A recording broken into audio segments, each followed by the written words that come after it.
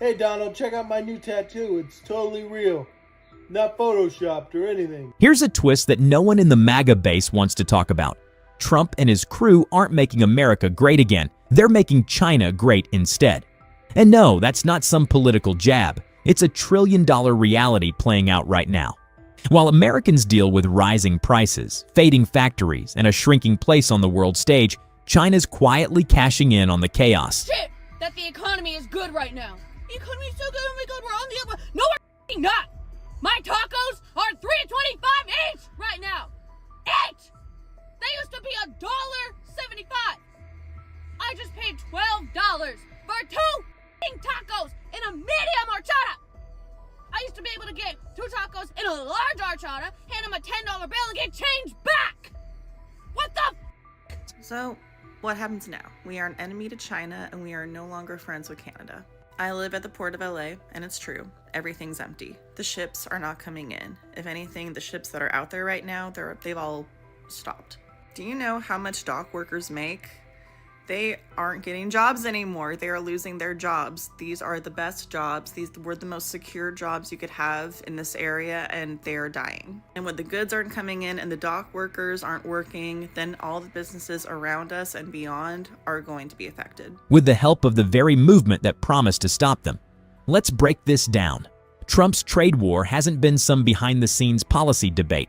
It's front and center, loud, and borderline theatrical. Tariffs on Chinese goods, chest-puffing speeches, manufacturing nostalgia served with a side of nationalism. The message? Bring the jobs back, punish China, restore American greatness like it's a button you can push. But here's what's actually happening. Those tariffs didn't just hit China, they hit us hard.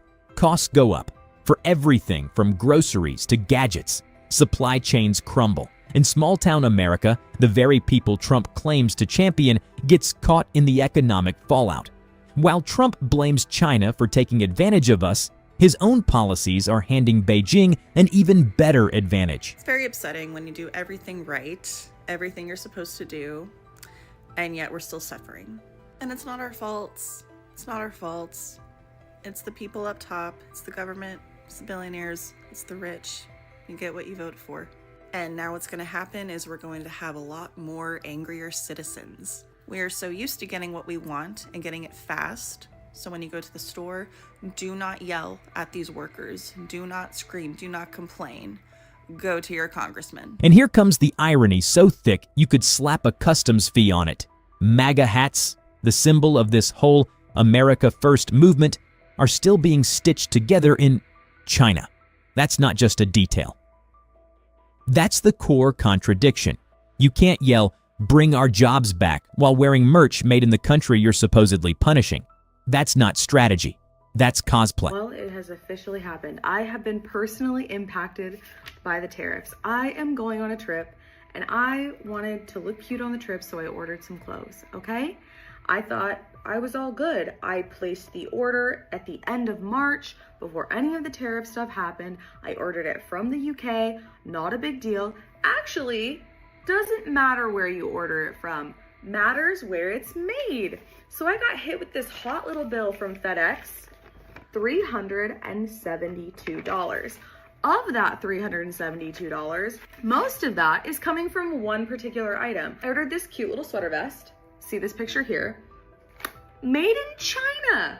So my $58 sweater vest went to almost $200 because of this 125% tariff for Chinese goods, because it was not made in America, it was made in China. These tariffs don't affect the companies. They're just gonna pass the cost on to us. I took economics in college and it's been a while, but tariffs are bad economic policy, and that's a hill I'll die on. Well, I didn't vote for this. Why do I have to find out? While MAGA clings to some romanticized version of post-war America, China's busy engineering the future. They're not just making cheap stuff anymore. They're building satellites, designing AI systems, constructing green infrastructure across continents. And as the US turns inward, picks fights with allies, and burns bridges, China's sealing deals like it's a clearance sale. They're not just surviving, they're leading. So let's ask that question again. But honestly this time, Is America actually becoming great again? Because if greatness means rising inflation, international isolation, and outsourcing leadership while pretending it's all part of the plan, we may have taken a wrong turn at the trade war. Trump and MAGA keep selling this idea that strength comes from force. But real power? It comes from foresight, from innovation, from building, not breaking. And while we're stuck looking backward, trying to recreate a world that no longer exists, China's moving forward fast. Which begs the question, if we keep clinging to the past, who's actually building the future? Let that one marinate. And if this gave you something to chew on, go ahead. Drop your thoughts in the comments, smash that like button, and hit subscribe to Trend Feed for more stories that dig deeper than the headlines and connect the dots behind today's slogan factory. This country is ours. It doesn't belong to whoever is in the White House. It belongs to you. It belongs to us. It belongs to we, the people. Pay attention, everybody. Things have officially started to get real for people in the United States. So if you are in the United States, pay attention to this video. Let's talk about it. Because of the trade war between China and the United States and the tariffs that have been put into place, China has stopped sending the amount of goods that it used to send to the ports around the United States. Ports in Seattle, Oakland, as well as Los Angeles, y'all, have all confirmed a shortage in the boats that they're receiving to these ports. What does that mean for the people of the United States? A shortage will eventually start to hit us. We will see empty shelves or less things being stocked on these shelves because we are receiving less goods into the country. So if we're receiving less goods, they have even less goods to put out on the shelves. Of course, people in certain stores have back stocks of things that they can pull from the back and put on the shelves. But I mean, coming directly from these ports, it's going to be a shortage. So eventually, it will be a shortage for us in these stores. Correct. The things that have an an overflow of, the cost of those things will skyrocket. If you can go in there and get a pack of bread that was $1.09 at first, that bread probably gonna be $2 to $3 now. The price is going to skyrocket, double, maybe even triple. We don't know. We have to play it by ear. This video is to not put fear into anybody and make you go run in the store and grab a whole bunch of nothing. That's not what it's about. It is to inform my people what I have been informed about. If I can get on here and sip the tea and talk about stuff that is pointless, I can also inform my people on what is going on in the world around them, especially if it will affect you. And it will, because you are a part of the United States. Okay? And while Americans are stuck with inflated prices, Chinese manufacturers are evolving, shifting their focus, upgrading tech, locking in new trade deals across Africa, Latin America, and Europe. They're not whining, they're adapting. Meanwhile, America's trying to fight a 21st century trade war with 20th century tools, and the results are painfully clear. Tariffs might sound tough, but in practice, they're like punching yourself in the wallet to prove a point. The logic is, make Chinese goods more expensive so Americans buy local. But reality says otherwise.